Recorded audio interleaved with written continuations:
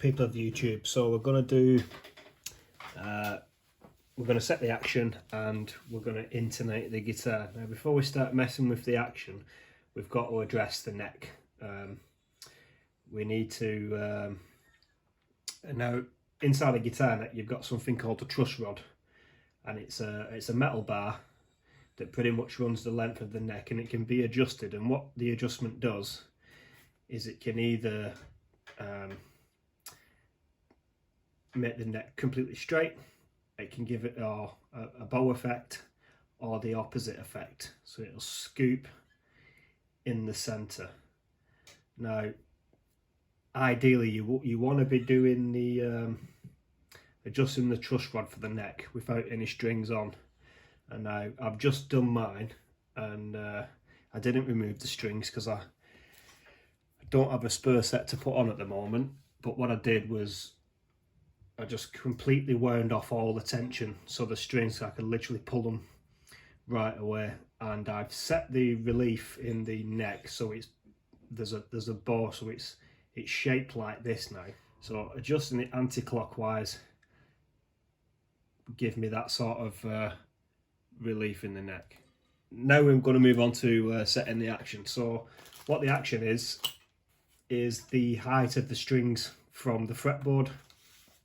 Now you can see that picture there. So each guitar, you know, there's all many different types, but they all have something that's called a radius. Now the radius is the shape of the actual curve on the neck. And what we want to do is set the saddles so the strings follow as best we can the same contour of whatever the radius is. I'm not 100% sure what the radius is on this Ibanez, but it seems quite flat, but there is a radius there. Now how we set the action then is we just need to be adjusting on the front of the saddles here. There's little screws that can be adjusted with an Allen key.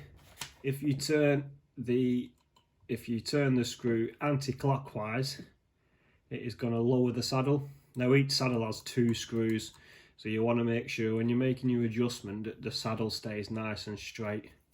So anti-clockwise is going to lower it, clockwise is going to raise the saddle. The way I like to set my action is I start first with the D and the G string, the 2 center ones, because this is the highest point on the radius. So I want to set them first. Doesn't really matter, to be honest, if you do the D or the G.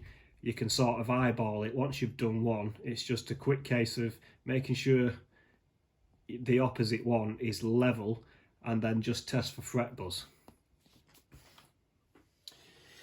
Okay, so I've now set the action for the D and the G string, and I started with the D string first, got it to as low as I like it to be without any fret buzz, and then just made sure the G saddle was the same height and eyeballed it, and then just quickly checked that there was no fret buzz. Now in terms of setting the action, it's completely down to the player whether you want a high action, a low action. It doesn't, you know, I'm just trying to explain how you actually set the action. Okay, once we move on to the N2, so the little E, the B, the E and the A, I always start with the B and the E. But what you got to make sure you do with these two now is check not only for fret buzz, but you want to be checking to see whether you can bend the note up and it doesn't go dead. Because if you imagine all your strings were straight and you try to bend the B string or the E string, now you'd be bending it this way, and there will come a point where the E string keeps bending, and it's going to touch the center bit of the radius, and it's going to cause the note to go dead. So as well as trying to set it as low as we can, we need to check that we can still bend the B and the E.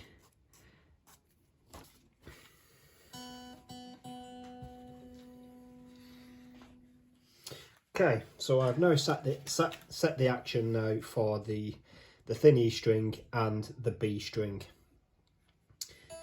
and there's no annoying fret buzz.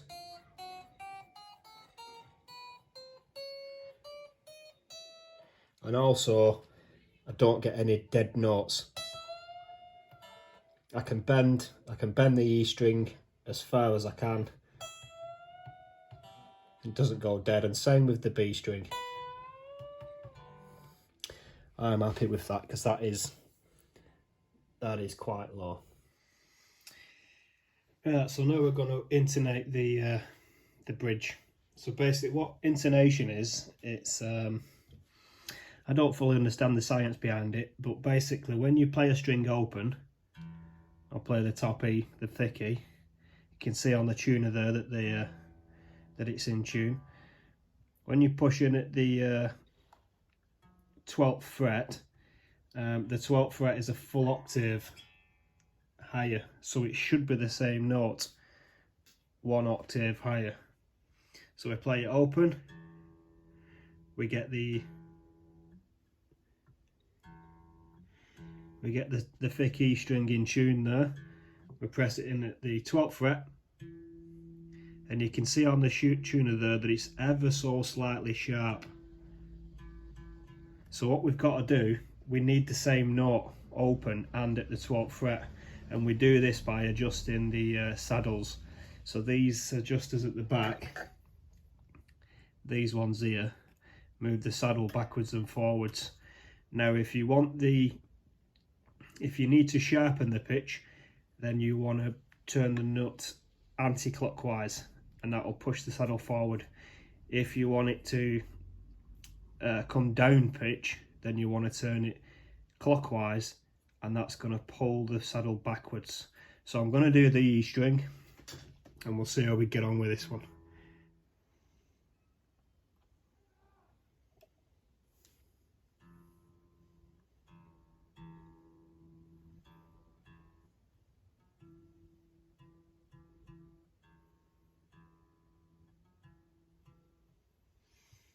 There we go, I think that's got it. So there's the open E.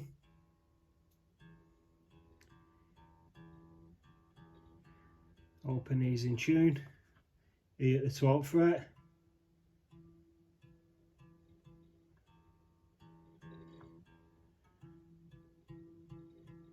There we go, E at the 12th fret.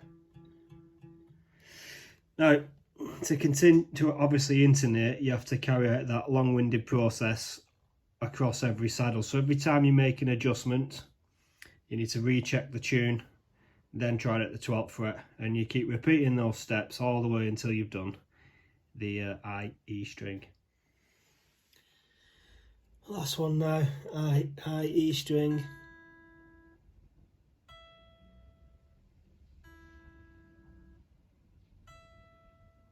Yeah, we're done. Right, that's how you intonate your guitar. It's quite time consuming, but it's well worth doing it. Thank you very much for watching.